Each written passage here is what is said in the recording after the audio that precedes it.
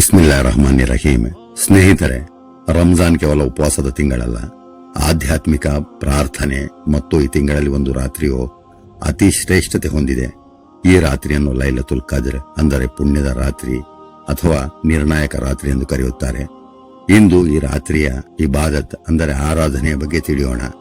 ಅಸ್ಸಲಾಮು ಅಲೈಕುಂ ವರಹಮತುಲ್ಲಾಹಿ ವಬರಕಾತಹು. ರಂಜಾನ್ ತಿಂಗಳನ್ನು ತಲಾ 10 ದಿನಗಳಂತೆ 3 ಭಾಗಗಳಾಗಿ ವಿಂಗಡಿಸಲಾಗಿದೆ. ಮೊದಲ 10 ದಿನ ರಹಮತ್ ಅಂದರೆ ಇದು ಅಲ್ಲಾಹ್ ಸುಬ್ಹಾನಹು ವ ತಆಲನ ಕರುಣೆಯ ದಿನಗಳು. ಎರಡನೆಯ 10 ದಿನ ಮಗ್ಫಿರತ್ ಅಂದರೆ ಇದು ಪಾಪಗಳ ಕ್ಷಮೆಯ ದಿನಗಳು. ಕೊನೆಯ 10 ದಿನ ನಜಾತ್ ಅಂದರೆ ಇದು ನರಕದ ಶಿಕ್ಷೆಯಿಂದ ಮುಕ್ತಿ ಪಡೆಯುವ ದಿನಗಳು. ಇದೇ ರಂಜಾನ್ ಕೊನೆಯ 10 ರಾತ್ರಿಗಳಲ್ಲಿ ಒಂದು ಲೈಲತುಲ್ ಕದ್ರ್ ಅಂದರೆ ನಿರ್ಣಾಯಕ ರಾತ್ರಿ. ಈ ರಾತ್ರಿ ಮನುಷ್ಯನ ಮುಂದಿನ 1 ವರ್ಷದ ಹಣೆ ಬರಹದ ನಿರ್ಧಾರವಾಗುತ್ತದೆ. ಈ ಒಂದು ರಾತ್ರಿಯ ಆರಾಧನೆ 1000 ತಿಂಗಳುಗಳ ಸಮಾನ, ಅಂದರೆ 83 ವರ್ಷದ ಆರಾಧನೆಗಿಂತ ಶ್ರೇಷ್ಠವಾಗಿದೆ. ಈ ರಾತ್ರಿಯಲ್ಲಿ ಅದೃಷ್ಟದ ನಿರ್ಧಾರವಾಗುತ್ತದೆ. ನಬಿ ಸಲ್ಲಲ್ಲಾಹು ಅಲೈಹಿ ವಸಲ್ಲಂ ರವರು ಈ ರಾತ್ರಿಯನ್ನು ರಂಜಾನ್ನ ತಿಂಗಳ ಕೊನೆಯ 10 ದಿನಗಳ ತಾಖರಾತ್ ಅಂದರೆ ಬೆಸರಾತ್ರಿಗಳಲ್ಲಿ ಲೈಲತುಲ್ ಕದ್ರನ್ನು ಹುಡುಕಿರಿ ಎಂದು ತಿಳಿಸಿದರು. ಅಂದರೆ ರಂಜಾನ್ನ 21, 23, 25, 27 ಮತ್ತು 29ನೇ ರಾತ್ರಿಗಳಲ್ಲಿ ಈ ಶ್ರೇಷ್ಠ ರಾತ್ರಿ ಅಡಗಿದೆ. ನಬಿ ಸಲ್ಲಲ್ಲಾಹು ಅಲೈಹಿ ವಸಲ್ಲಂ ರವರು ಈ ರೀತಿ ಉಲ್ಲೇಖಿಸಿದ್ದಾರೆ: ಯಾರು ಲೈಲತುಲ್ ಕದ್ರ್ ರಾತ್ರಿಯಲ್ಲಿ ಅಲ್ಲಾಹನ ಮೇಲೆ ದೃಢವಾದ ನಂಬಿಕೆ ಮತ್ತು ಪ್ರತಿಫಲದ ನಿರೀಕ್ಷೆಯೊಂದಿಗೆ ನಮಾಜ್ ಅಂದರೆ ಪ್ರಾರ್ಥನೆ ಮಾಡುತ್ತಾರೋ ಅವರ ಹಿಂದಿನ ಎಲ್ಲಾ ಪಾಪಗಳು ಕ್ಷಮಿಸಲಾಗುತ್ತದೆ.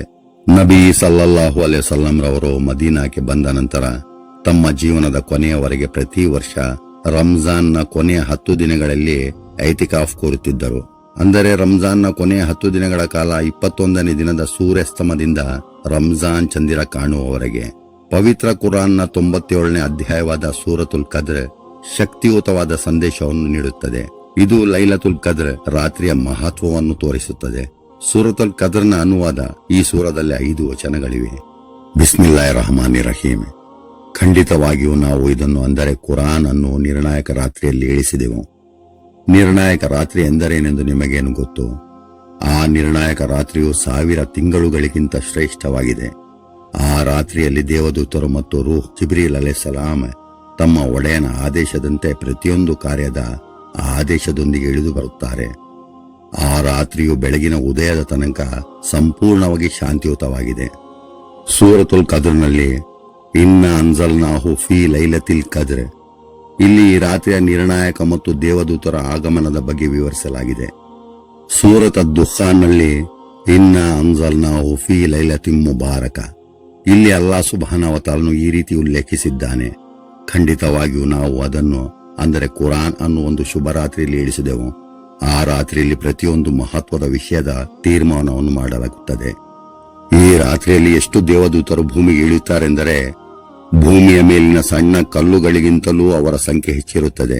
ನಮ್ಮ ತಖದೀರ್ ಅಂದರೆ ಹಣೆ ಬರಹ ವಿಧಿಯನ್ನು ಮೊದಲೇ ಬರೆಯಲಾಗಿದೆ. ಇದನ್ನು ಲೋಹೆ ಮಹಫೂಜ್ನಲ್ಲಿ ಇಡಲಾಗಿದೆ.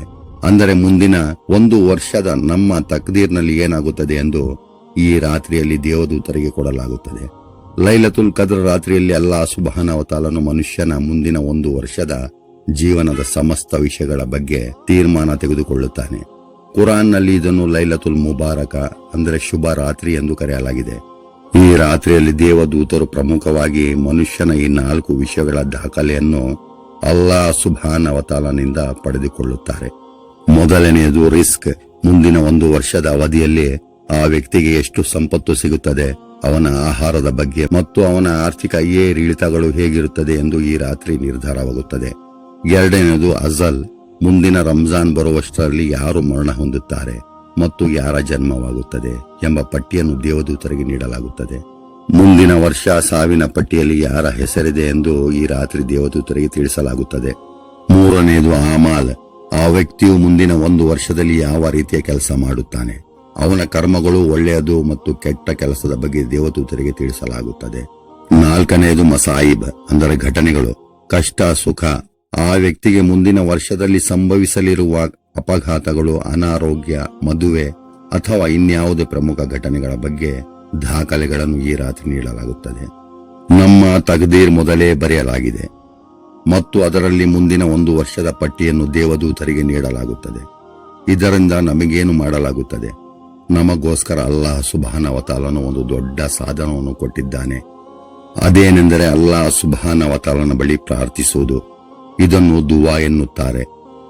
ದುವಾ ಇಬಾದತ್ಗಳಲ್ಲಿ ದೊಡ್ಡ ಇಬಾದತ್ ಆಗಿದೆ. ಇದನ್ನು ಒಂದು ಉದಾಹರಣೆಯಿಂದ ತಿಳಿಯೋಣ. ಒಬ್ಬ ಮನುಷ್ಯನ ಹಣೆ ಬರಹದಲ್ಲಿ ಒಂದು ಕಷ್ಟ ಅಥವಾ ಅಪಘಾತ ಬರೆಯಲ್ಪಟ್ಟಿದೆ ಎಂದು ಭಾವಿಸೋಣ. ಆ ಮನುಷ್ಯ ಈ ರಾತ್ರಿ ಲೈಲತುಲ್ ಕದ್ರ್ನಲ್ಲಿ ಅಲ್ಲಾಹ್ ಸುಬ್ಹಾನಹು ವ ತಆಲನ ಬಳಿ ಕಳಕಳಿಯಿಂದ ಪ್ರಾರ್ಥನೆ ಮಾಡುತ್ತಿದ್ದರೆ ಅಲ್ಲಾಹ್ ಸುಬ್ಹಾನಹು ವ ತಆಲನು ಅವನ ಹಣೆ ಬರಹವನ್ನು ಬದಲಾಯಿಸಿ ಆ ಕಷ್ಟವನ್ನು ತಡೆಯುತ್ತಾನೆ. ದುವಾ ಅಂದರೆ ಪ್ರಾರ್ಥನೆ ಮತ್ತು ತಖ್ದೀರ್ ಅಂದರೆ ವಿಧಿ.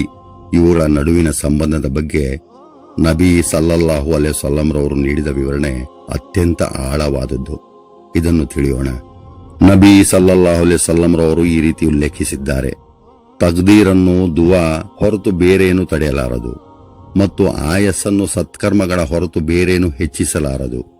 ಇದರ ಅರ್ಥ ಅಲ್ಲಾಹ್ ಸುಬ್ಹಾನಹು ವ ತಆಲನು ಈಗಾಗಲೇ ಬರೆದಿಟ್ಟಿರುವ ಹಣೆ ಬರಹದಲ್ಲಿ ಏನಾದರೂ ಕಷ್ಟಗಳಿದ್ದರೆ ಮನುಷ್ಯನು ಮಾಡುವ ಪ್ರಾಮಾಣಿಕವಾದ ಪ್ರಾರ್ಥನೆಯಿಂದ ಆ ಕಷ್ಟವನ್ನು ದೂರ ಮಾಡುವ ಅಧಿಕಾರ ಅಲ್ಲಾಹ್ ಸುಬ್ಹಾನಹು ವ ತಆಲನಿಗೆ ಮಾತ್ರ ಇದೆ.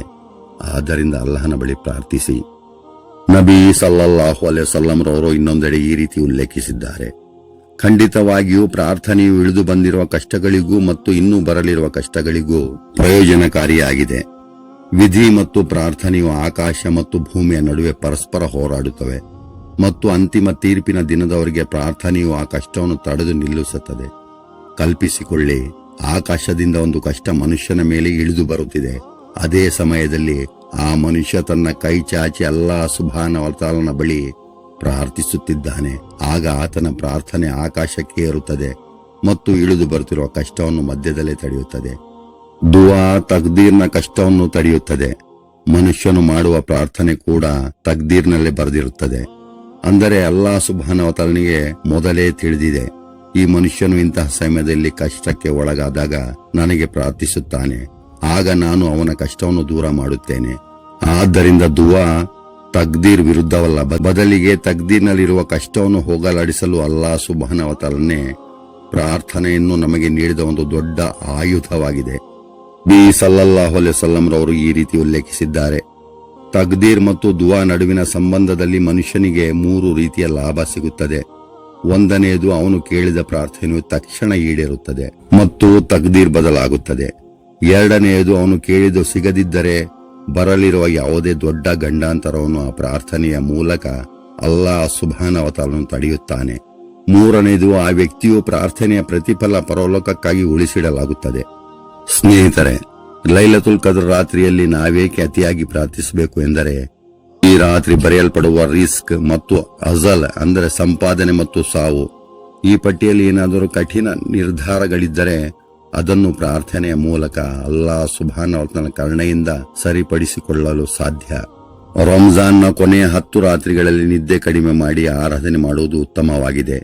ಈ ರಾತ್ರಿ ಕೇವಲ ತುಟಿಗಳಿಂದ ಪ್ರಾರ್ಥನೆ ಮಾಡುವುದಕ್ಕಿಂತ ಕಣ್ಣೀರು ಹಾಕಿ ಪಶ್ಚಾತ್ತಾಪ ಪಡುವುದು ಈ ರಾತ್ರಿಯ ವಿಶೇಷತೆಯಾಗಿದೆ. ಈ ರಾತ್ರಿಯಲ್ಲಿ ದೇವದೂತರು ಅಲ್ಲಾಹ್ ಸುಬ್ಹಾನಹು ವ ತಆಲನ ಅಪ್ಪಣೆಯಂತೆ ನಮ್ಮ ದಾಖಲೆಗಳನ್ನು ಹಸ್ತಾಂತರಿಸುವಾಗ ನಾವು ಪ್ರಾರ್ಥನೆಯಲ್ಲಿದ್ದರೆ ನಮ್ಮ ಕಷ್ಟಗಳು ಸುಖವಾಗಿ ಬದಲಾಯಿಸುವ ಶಕ್ತಿಯನ್ನು ಹೊಂದಿದೆ. ಈ ರಾತ್ರಿಯನ್ನು ತಕ್ದೀರ್ ಬದಲಾಯಿಸುವ ರಾತ್ರಿ ಎಂದು ಕರೆಯುತ್ತಾರೆ. ಈ ರಾತ್ರಿಯಲ್ಲಿ ನಫೀಲ್ ನಮಾಜ್ ಮಾಡಿ, ನಮಾಜ್ನಲ್ಲಿ ಸೂರತುಲ್ ಕದ್ರ್ ಓದಿ ಮತ್ತು ಈ ರಾತ್ರಿಯಲ್ಲಿ ಕುರಾನ್ ಅನ್ನು ಇಳಿಸಲಾಗಿದೆ. ಆದ್ದರಿಂದ ಕುರಾನ್ ಓದಿ. ದುವಾ ಅಂದರೆ ಅಲ್ಲಾಹ್ ಸುಬ್ಹಾನಹು ವ ತಆಲನ ಬಳಿ ಪ್ರಾರ್ಥಿಸಿ. ಉಮ್ಮಹಾತುಲ್ ಮುಮಿನೀನ್ ಆಯಿಷಾ ಸಿದ್ದೀಕಾ ಸಲಾಮುಲ್ಲಾಹಿ ಅಲೈಹಾ ರವರು ಈ ರೀತಿ ಹೇಳಿದರು: ನಾನು ನಬಿ ಸಲ್ಲಲ್ಲಾಹು ಅಲೈಹಿ ವಸಲ್ಲಂ ರವರಲ್ಲಿ ಕೇಳಿದೆ, ಓ ಅಲ್ಲಾಹನ ಸಂದೇಶವಾಹಕರೇ, ಲೈಲತುಲ್ ಕದ್ರ್ ಯಾವ ರಾತ್ರಿ ಎಂದು ನನಗೆ ತಿಳಿದರೆ ನಾನೇನು ಹೇಳಲಿ? ನಬಿ ಸಲ್ಲಲ್ಲಾಹು ಅಲೈಹಿ ವಸಲ್ಲಂ ರವರು ಹೇಳಿದರು, ಅಲ್ಲಾಹುಮ್ಮ ಇನ್ನಕ ಅಫೂನ್ ತುಹಿಬ್ಬುಲ್ ಅಫ್ವ ಫಅಫು ಅನ್ನಿ ಎಂದು ಹೇಳಿ ಎಂದರು. ಇಲ್ಲೊಂದು ವಿಷಯ, ಅಲ್ಲಾಹ್ ಸುಬ್ಹಾನಹು ವ ತಆಲನು ಯಾವುದೇ ದೊಡ್ಡ ಪ್ರತಿಫಲ ಮನುಷ್ಯನಿಗೆ ನೀಡುವುದಿದ್ದರೆ ಅದನ್ನು ಅವನು ರಹಸ್ಯದಲ್ಲಿ ಇಟ್ಟಿರುತ್ತಾನೆ.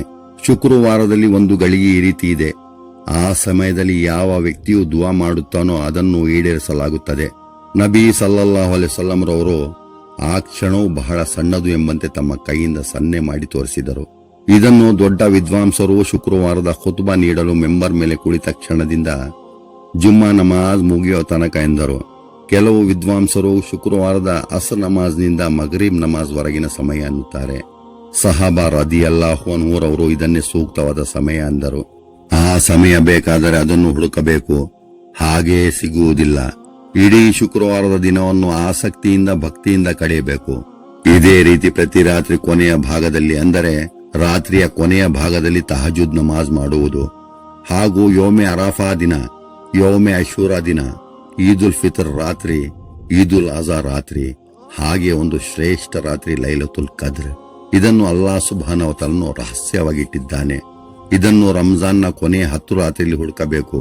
ಬರೀ 27 ಅಂದರೆ 27ನೇ ರಾತ್ರಿ ಮಾತ್ರ ಹುಡುಕುವುದು ಸರಿಯಲ್ಲ. ಅಲ್ಲಾಹ್ ಸುಬ್ಹಾನಹು ವ ತಆಲನು ನಮಗೇನಾದರೂ ದೊಡ್ಡ ಪ್ರತಿಫಲ ಕೊಡುವುದಿದ್ದರೆ ಅದನ್ನು ನಾವು ಹುಡುಕಲೆಂದು ಅದನ್ನು ಆ ದಿನದಲ್ಲಿ ರಹಸ್ಯವಾಗಿಟ್ಟಿದ್ದಾನೆ. ಯಾರಾದರೂ ನಮಗೆ ಕೇವಲ ಈ ರಾತ್ರಿ ನಿದ್ದೆಗೆಟ್ಟು ಇಬಾದತ್ ಮಾಡಿದರೆ ಹಿಂದಿನ ಹಾಗೂ ಮುಂದಿನ ಒಂದು ವರ್ಷದ ಪ್ರತಿಫಲ ಸಿಗುತ್ತದೆ ಎಂದು ತಿಳಿದರೆ ನಾವು ಇಡೀ ವರ್ಷ ಅಲ್ಲಾಹ್ ಸುಬ್ಹಾನಹು ವ ತಆಲನ ಇಬಾದತ್ ಬಿಟ್ಟು ಕೇವಲ ಇಂತಹ ಒಂದು ರಾತ್ರಿ ಇಬಾದತ್ ಮಾಡುತ್ತಿದ್ದೆವು. ಹೌದಲ್ಲವೇ ಸ್ನೇಹಿತರೆ, ಕಷ್ಟಪಡದೆ ಯಾವುದೇ ಪ್ರತಿಫಲ ಸಿಗುವುದಿಲ್ಲ. ಈ ರಂಜಾನ್ನ ಲೈಲತುಲ್ ಕದ್ರ್ ಕಳೆದುಕೊಳ್ಳಬೇಡಿ. ನಬಿ ಸಲ್ಲಲ್ಲಾಹು ಅಲೈಹಿ ವಸಲ್ಲಂ ರವರು ನಮಗಾಗಿ ಅಲ್ಲಾಹ್ ಸುಬ್ಹಾನಹು ವ ತಆಲನ ಬಳಿ ಕೇಳಿ ಪಡೆದ ರಾತ್ರಿ ಇದು. ನಬಿ ಸಲ್ಲಲ್ಲಾಹು ಅಲೈಹಿ ವಸಲ್ಲಂ ರವರಿಗೆ ಹಿಂದಿನ ಜನರ ಸುದೀರ್ಘ ಆಯಸ್ಸಿನ ಬಗ್ಗೆ ತೋರಿಸಲಾಯಿತು. ಆಗ ಅವರು ತಮ್ಮ ಉಮ್ಮತ್ನ ಆಯಸ್ಸು ಕಡಿಮೆ ಇರುವುದನ್ನು ಕಂಡು ಹಿಂದಿನವರು 700-800 ವರ್ಷ ಬದುಕುತ್ತಿದ್ದರು. ದೀರ್ಘಕಾಲದ ಆರಾಧನೆಯಿಂದ ಪುಣ್ಯವನ್ನು ಜಾಸ್ತಿ ಪಡೆಯುತ್ತಿದ್ದರು. ನನ್ನ ಉಮ್ಮತ್ಗೆ ಆ ಪುಣ್ಯ ಸಿಗುವುದಿಲ್ಲ ಎಂದು ಕಳಕಳಿಯಿಂದ ಚಿಂತಿತರಾದರು. ಆಗ ಅಲ್ಲಾಹ್ ಸುಬ್ಹಾನಹು ವ ತಆಲನು ನಬಿ ಸಲ್ಲಲ್ಲಾಹು ಅಲೈಹಿ ವಸಲ್ಲಂ ರವರಿಗೆ ಲೈಲತುಲ್ ಕದ್ರನ್ನು ನೀಡಿದನು.